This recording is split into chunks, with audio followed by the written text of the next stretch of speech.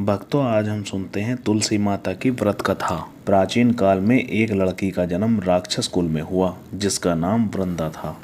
दैत्यराज कालनेमी जैसे राक्षस के परिवार में पैदा होने के बाद भी वृंदा विष्णु भगवान की पूजा करती थी। जब वृंदा बड़ी हुई तो उसकी शादी जालंधर नामक दैत्य से हो गई। जालंधर काफी शक्तिशाली राक्षस था, जिसका जन्म भगवान शिव के तेज के कारण समुद्र से हुआ था। बलवान होने के कारण जालंधर को दैत्य को राजा बनाया गया। वृंदा से शादी करने के बाद जालंधर की शक्ति और पराक्रम बढ़ता ही गया। उसे किसी भी तरह हराना मुश्किल था। जालंधर के बढ़ते अहंकार व आतंक से सभी देवता परेशान थे। जालंधर की बढ़ती ताकत के पीछे उसकी पत्नी वृंदा की विष्णु भक्ति और सतीत्व था। जालंधर अपनी शक्ति के और अहंकार में चूर होकर स्वर्ग की देवियों पर काबू पाने की कोशिश करने लगा। इसी दौरान एक बार उसने माता लक्ष्मी को पाने का प्रयास किया, परंतु समुद्र से जन्म लेने के कारण माता लक्ष्मी ने उसे अपना भाई बना लिया। फिर उसकी नजर माता पार्वती पर गई और उन्हें पाने के लिए जालंधर ने मायाजाल बनाया। अपने मायाजाल से जालंधर ने शिव का रूप धारण किया और माता पार्वती के करीब जाने की कोशिश करने लगा। उसी वक्त माँ पार्वती ने उसे पहचान लिया और जब तक जालंधर कुछ समझ पाता वह अदृश्य हो गई।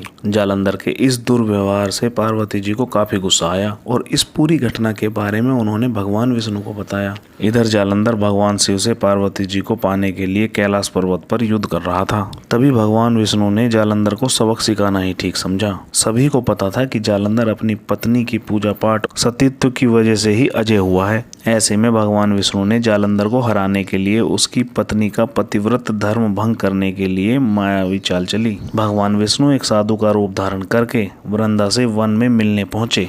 उनके साथ दो मायावी राक्षस भी थे, जिन्हें देखते ही वृंदा डर गई। तभी भगवान विष्णु ने उन दोनों राक्षसों का वृंदा के सामने ही वध कर दिया। वृंदा ये सब देखकर समझ गई कि यह कोई आम व्यक्ति नहीं है। उसी पल वृंदा ने साधु से अपने पति के बारे में पूछा। साधु बने भगवान ने अपनी माया शक्ति से दो बंदरों को प्रकट किए। दोनों बंदरों के हाथ में, एक बंदर के हाथ में जालंधर का सिर और दूसरे के हाथ में उसका धड़ था। यह देखते ही वृंदा बेहोश हो गई। कुछ समय बाद होश में आने पर वो साधु से अपने पति को दोबारा जिंदा करने की प्रार्थना करने लगी। वृंदा की विनती सुन उसके आंखों के सामने साधु ने अपनी माया से जालंधर के कटे हुए सिर के हिस्से को जोड़ दिया और स्वयं उस शरीर में समा गए। वृंदा को जरा सा भी अंदाजा नहीं था कि उसके साथ ऐसा छल किया गया है। जालंधर का रूप धारण किए विष्णु जी को वृंदा अपना पति समझकर रहने लगी।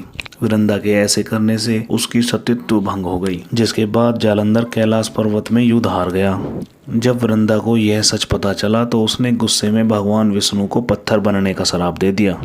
इस घटना के बाद वृंदा खुद सती हो गई। जिस स्थान पर वह भस्म हुई वहां तुलसी का पौधा प्रकट हुआ। विष्णु भगवान वृंदा की पति भक्ति से प्रसन्न हुए और उन्होंने कहा, हे वृंदा, तुम्हारी पति भक्ति देखने के बाद तुम मुझे प्रिय लगने लगी हो। अब सदैव तुम मेरे साथ तुलसी के रूप में रहोगी। तुम्हारे तुलसी रूप का जो भी व्यक्ति मेरे शालिग्राम के साथ विवाह कराएगा उसे 1000 गुना यश वह पुण्य प्राप्त होगा। जिस भी मनुष्य के घर तुलसी का वास होगा उस घर में कभी भी असमय यमदूत नहीं आएंगे। आगे भगवान ने कहा, तुलसी के पौधे की पूजा करने वालों को गंगा व नर्मदा में स्नान करने के बराबर पुण्य प्राप्त होगा। संसार में चाहे कोई भी व्यक्ति कितना भी दुष्ट क्यों ना हो, कितने भी पापी क्यों ना हो, मृत्यु के दौरान उसके मुंह में तुलसी और गंगा जल अवश्य दिया जाएगा। इससे वह अपने पापों से मुक्त होकर बैकुंठ धाम जाएगा। इसके अलावा जो व्यक्ति तुलसी व आंवले के पेड़ की छाया में पितरों का श्राद्ध करेगा उसके पितरों को मोक्ष मिलेगा।